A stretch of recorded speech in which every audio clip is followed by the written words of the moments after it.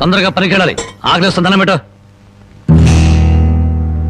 కాళ్ళు చేతులు కడుక్కుని భోంచేయండి. కాళ్ళ? నాకు చేతులు కడిగే అలవాటే లేదు, కాళ్ళు కడగాలంట. కాళ్ళు. ఎవరైనా మంచి మాట చెప్పినప్పుడు వినిపించుకోవటం అలవాటు చేసుకోరా. చేపల వేపుడు ఎక్కడ?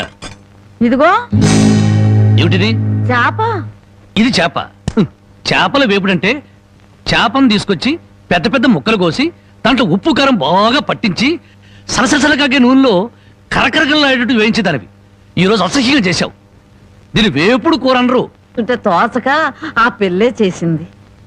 ఓహో, నలమహారాజు కథలు చెప్పడం తెలుసు, చేపల వేపుడు ఎలా చేయాలో తెలియదా? ఎందుకురా ఆ పిల్లనట్టా భయపెడతావు? ఒక్కసారి ఈ చేపల వేపుడు కూడా రుచి చూడొచ్చుగా.